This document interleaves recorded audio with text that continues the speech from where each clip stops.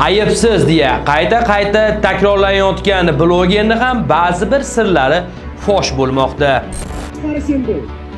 Chiqaringlar, davay, challenge qilinglar. Avazbeda Alloh rozi bo'lsin deb davay, challenge boshlaysiz endi. Dalil.uz Javohir Sultonov ularni ogohlantirdi. Agar o'zingiz tan oladigan bo'lsangiz, ishingiz yengilroq bitadi deya ogohlantirdi. Ko'rgan, eshitgan hamma narsalarni borib tan olib politsiyaga o'zingizlarning xohishinglar bilan borib topshiringlar. Bu sizlarga ogohlantirish. Bular avvaldan jinoyatni bilgan va har videosida go'yoki endi ko'rayotgandek tutgan blogerlar nima sababdan bu ishni qildi va ularga nima majbur bo'ldi deb o'ylaysiz? Ish qoldinglar, jinoyat joyingizlarni qoldirib bo'lgansizlar. Endi men bu mashinani sotib olishga necha endi. Jinoyatda qatnashgan bu mashina. Sotib olib qilaman deb o'ylamanglar. Shunaqa ketinglarga tushganman, iloji yo'q bu narsani. Qochib qutula olmaysizlar. Har tomondan o'sha bo'lgan. Bizi videolarimizdan oldin blogerga sen pul yegansan degan iddaolar bilan chiqishdi, ammo bloger pul yemaganman deya asablanmoqda. Nega hali hamon qiz o'zini osdi deya takror va takror gapirmoqda. Gan masala jinoyatning ishida bloger ham bo'lsa-chi? Hukumat boshlandi. Shu kunlarda mana boshlandi 2-3 kunda. Xabar ochiladi, hammasi oshkor bo'ladi. Advokatlar yollangan, O'zbekistondan ham, Koreyadan ham kuchli advokatlar, bitta emas advokatlarimiz. Shu darajada qo'yamizki, yig'ayotgan ehson pullari hamma narsasini olib chiqamiz oxirgacha. Albatta aziz yurtdoshlar, hozir videolarni o'zingiz tomosha qilasiz va bora siz ham kengroq o'ylashni boshladingiz. Bora siz ham qo'rqmasdan fikrlashni boshladingiz. Kommentariy siz uchun ochiq. Kimni tarafini olishingizdan qat'iy nazar bemalol fikringizni bildiring. Va malol kelmasa o'zbek qizimizni oxirati obod bo'lsin deya bir dona like va 2 og'iz ta'ziyani yozib qo'ying. Savob bo'ladi. Uydagilaringiz naqd pul olishi uchun siz ham naqd pul yuborishingiz shart emas. Shuni bilarmidingiz? Uydan chiqmagan holatda yubormobil ilovasini yuklab oling va yaqinlaringizga AQSh dollaridan naqd pul o'tkazmalarini amalga oshiring. Sizning kartangizdan rubl yechib olinadi. Uydagilaringizga esa AQSh dollaridan naqd pul bo'lib boradi. Hoziroq yubormobil ilovasini yuklab oling va qulayliklaridan bahramand bo'ling. Assalomu alaykum. Sizlar bilan men bloger Muhammadjon Madiyev. Siz Max Madiyev kanalisiz. Kanalda mehmonlar albatta obuna bo'ling, chunki kanalimiz sizlarga xizmat qiladi. Bilasizlarki, bir necha kundan beri bu masala nafaqat biz tomonidan, balki ko'plab internet faollari tomonidan keng muhokamalarga sabab bo'lmoqda. Bloger Nozim ismli Koreyaga ishlagani borgan qiz va uning onasi va uni o'ldirganlikda gumonlanayotgan eski rafiqasi. Xullas, bu masala ko'plab muhokamalarga sabab bo'layotgani hech kimga sir emas, ammo shaxsan meni shu bo'layotgan holatlarni kuzatgan holatdagi fikrim shunday.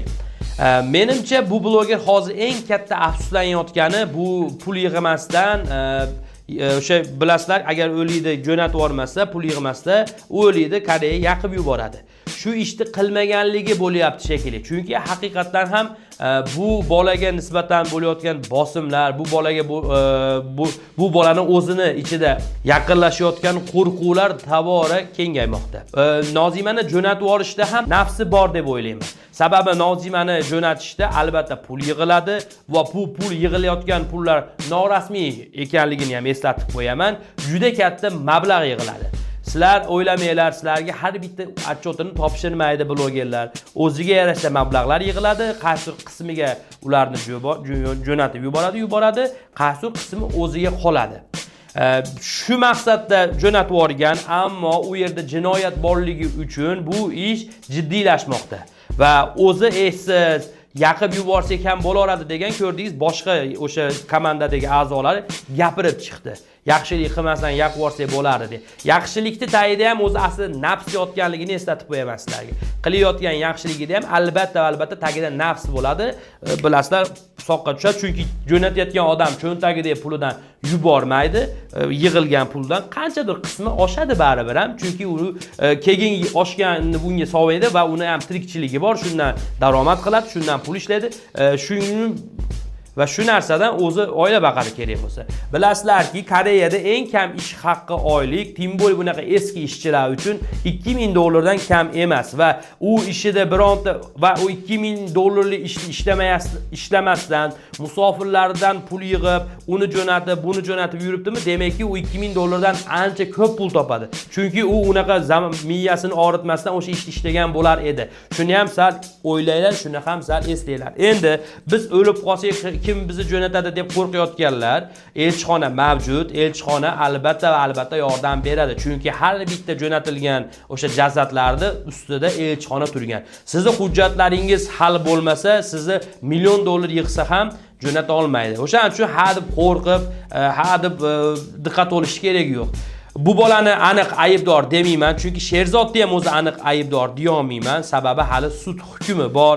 Xudo xolasa mana qayta ochiladi qabr, hamma narsa oydin bo'ladi va eng asosiysi boshidan oxirigacha qatnashib ularni yashirishga harakat qilganlar ham javob beradi.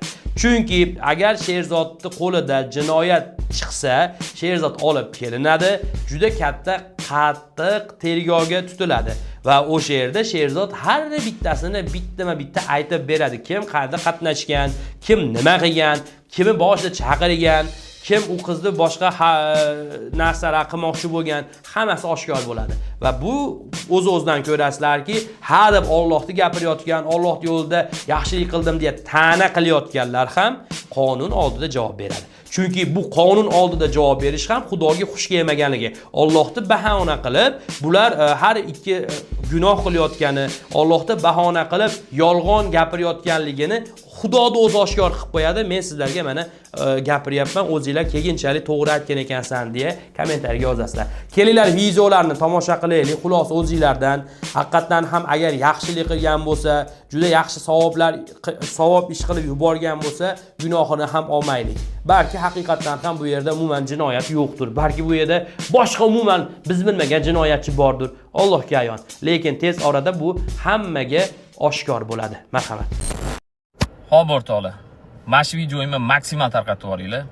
Koreya yangiliklari Avaz, o'zidan advokat yasagan Sitora, qo'shmachilik qiladigan Farida, bundan tashqari Sherzod, Sirojiddin. Men sizlarga imkoniyat bermoqchiman, ya'ni shans. Borib o'zingizlar topshiringlar politsiyaga va bo'lgan voqeani, kim aybi bor, kim aybi yo'q, hammasini ko'zingizlar bilan ko'rgan, eshitgan hamma narsalarni borib tan olib politsiyaga o'zingizlarning xohishinglar bilan borib topshiringlar. Bu sizlarga ogohlantirish. Sababi uje eksgumatsiya boshlandi. Shu kunlarda mana boshlandi 2-3 kunda. Qabr ochiladi, hammasi oshkor bo'ladi. Advokatlar yollangan, O'zbekistondan ham, Koreyadan ham kuchli advokatlar, bitta emas advokatlarimiz. Shu darajada qo'yamizki, yig'ib ehson pullari hamma narsasini olib chiqamiz oxirgacha. Bu Nozimani o'limi bo'yicha ham hamma jinoyat javobgarlikka tortiladi. Men sizlarni ogohlantiraman.